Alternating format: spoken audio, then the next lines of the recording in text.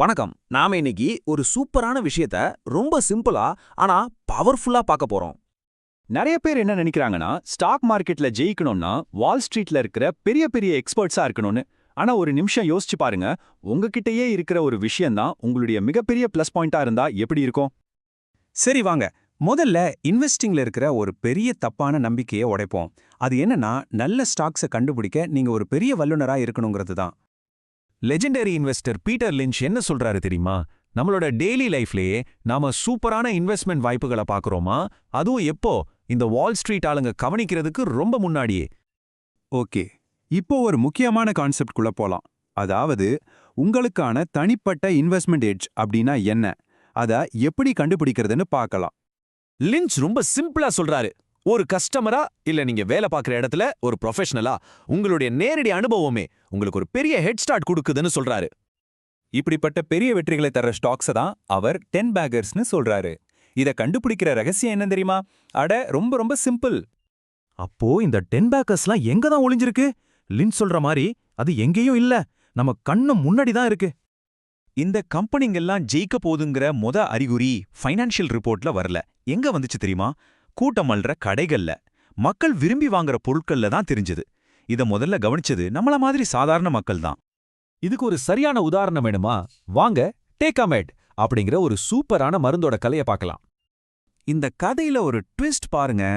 லட்சக்கணக்கான பேஷண்ட்ஸும் அவங்களோட டாக்டர்ஸும் Wall Street எக்ஸ்பர்ட்ஸை விட ஒரு படி முன்னாடி இருந்தாங்க. எப்படி?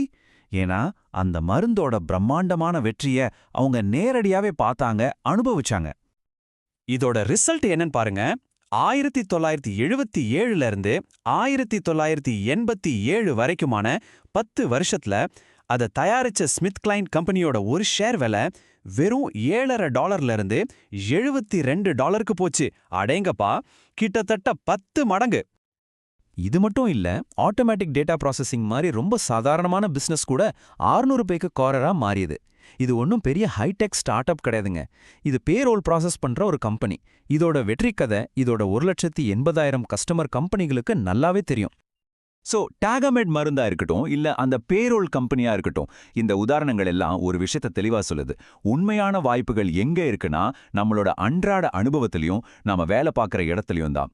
இதுதான் பீட்டர் லிஞ்ச் சொல்ற தி டபுள் எட்ஜ் அப்படிங்கிற ஒரு சூப்பரான கான்செப்ட். அப்போ இந்த எட்ஜ் உங்களுக்கு 2 விதமா கிடைக்கலாம். ஒன்னு, ஒரு கஸ்டமரா நீங்க ஒரு விஷயத்தை கவனிக்கிறது மூலமா, இல்லனா உங்க ஃபீல்டுல ஒரு எக்ஸ்பர்ட்டா உங்களுக்கு தெரிஞ்ச விஷயங்கள் மூலமா.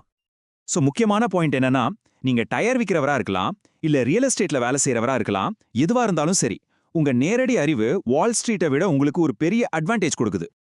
இது நம்மள கடைசி ஆனா ரொம்ப பவர்ஃபுல்லான ஒரு பாயிண்ட் கொண்டு வருது. அது என்னன்னா, சில சமயம் பெரிய எக்ஸ்பர்ட்ஸ் கூட அவங்க கண்ணு முன்னாடி இருக்கிறத மிஸ் பண்ணிடுவாங்க. பீட்டர் லிஞ்ச் ஒரு விஷயத்தை ஒத்துக்கிறாரு. மியூச்சுவல் ஃபண்ட்ஸ் பயங்கரமா வளர்ந்துட்டு இருந்தப்போ அதை நேர்ல பார்த்துக்கிட்டே இருந்தோம். ட்ரேஃபஸ் அப்படிங்கிற ஒரு கம்பெனில இன்வெஸ்ட் பண்ணாம விட்டுட்டாராம். அந்த கம்பெனி அப்புறமா 100 பேக்கரா மாறுச்சு. இதனால தான் உங்க பர்சனல் நாலேஜ் ரொம்ப பவர்ஃபுல்னு சொல்றோம். ஒரு முக்கியமான நியூஸ் எல்லாருக்கும் தெரிய வர்றதுக்கு முன்னாடியே அது உங்களுக்கு தெரிஞ்சிருக்கும். அதனால இதிலிருந்து நாம எடுத்துக்க வேண்டிய முக்கியமான பாடம் என்னன்னா, உங்களுக்கு பிடிச்ச ப்ராடக்ட்ஸ், நீங்க வேலை பார்க்குற இண்டஸ்ட்ரி, இது மேல எல்லாம் கொஞ்சம் கவனம் வைங்க. உங்க அடுத்த சூப்பரான இன்வெஸ்ட்மெண்ட் ஐடியா நீங்க நினைக்கிறத விட ரொம்ப பக்கத்துல இருக்கலாம். நன்றி. இன்றைய நாள் உங்களுக்கு லாபகரமாக அமைய வாழ்த்துக்கள்.